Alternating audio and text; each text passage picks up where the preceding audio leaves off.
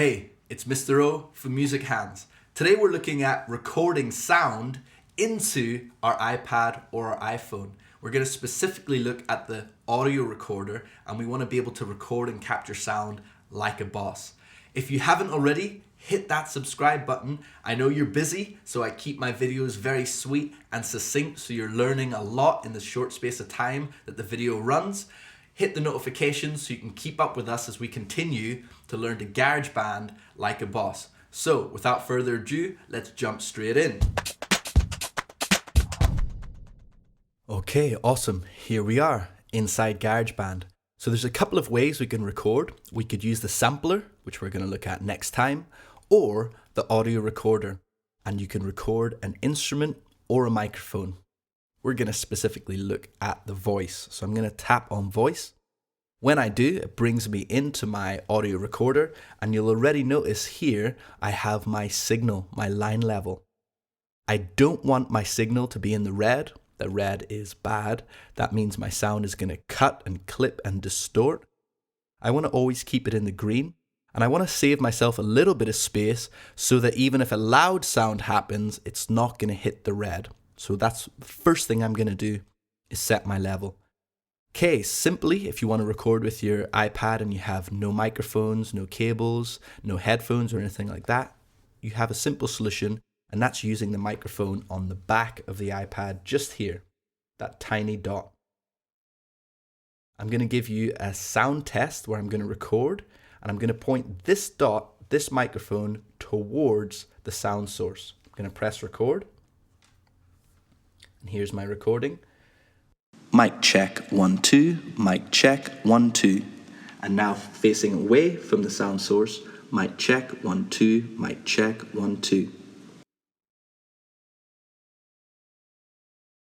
As we listen back to that recording, as we hear it, you'll notice that when I'm pointing the microphone towards the sound source, I'm going to get a lot more clear and crisp sound. You even notice that it did peak at one point because I didn't set it for that way of recording facing the microphone. So that's first things first. Set your level and point your microphone. If you happen to have a set of headphones like these with a recorder, a microphone built in, you can use that to get a better level of recording from your iPad or your iPhone. So I'm going to connect up.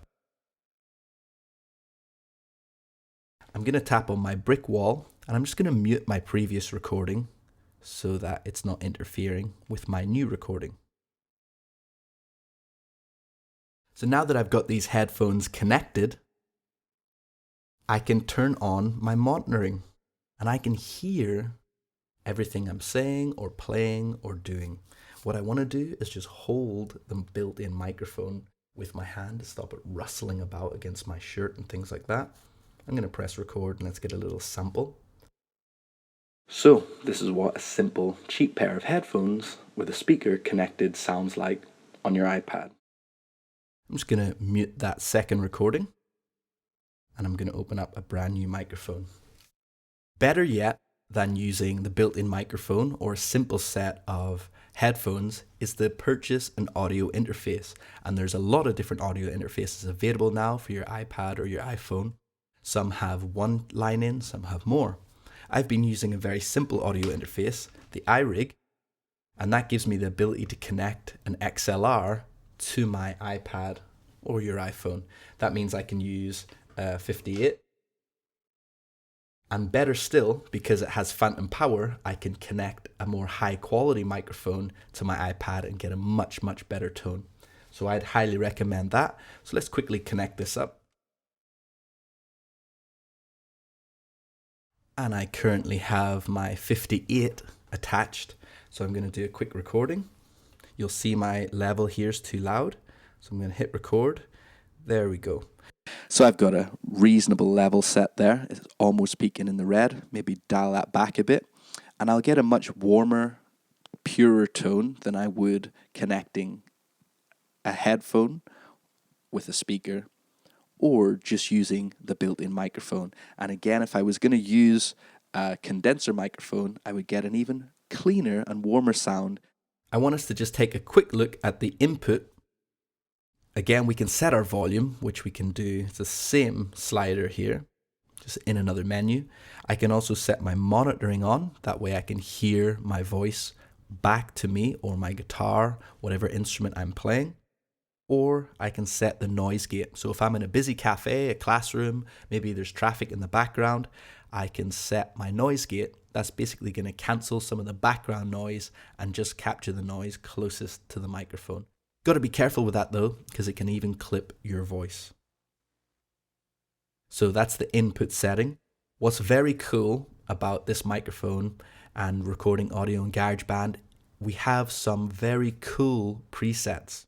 If I play my last audio, so I've got a reasonable level set there, it's almost peaking in the red, maybe dial that back a bit, and I'll get a much warmer, purer tone than I would connecting a headphone or bring the brightness down, or just using the built-in microphone. And reverb again, if I was down. going to use a condenser microphone, I would get an even cleaner and warmer sound. There we go. So I can quickly add some quality effects to my recording there. And you'll notice I'm in studio. If I tap on the lead vocals, I have a number of different sounds I can jump into.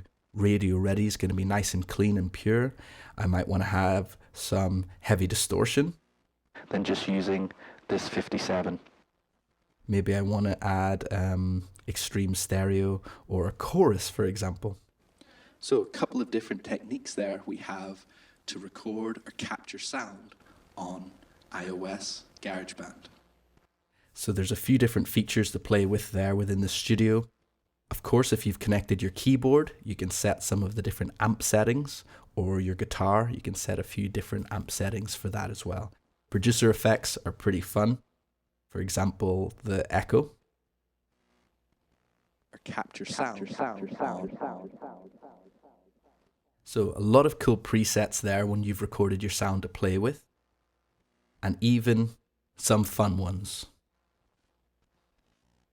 So I've got a reasonable level set there. It's almost peaking in the red. Maybe dial it back. And I'll get a much warmer, purer tone than I would connecting. So an excellent resource. Capture audio into your iPad, add some effects and presets. There you go. Very simple. Enjoy. All right, there we go. A simple session on recording inside GarageBand.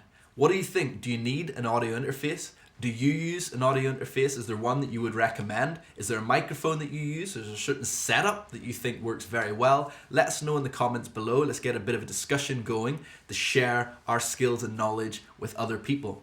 If you're interested in the work of Music Hands, stop by our website. There we're building resources specifically for educators. So that's those of you who have students or pupils and you would like them to learn more about iPad music, and you don't have to lead from the front. You can sit back and let Music Hands deliver the session for you. That resource could be just what you're looking for. So stop by there. For the rest of you, we'll see you next session. Peace.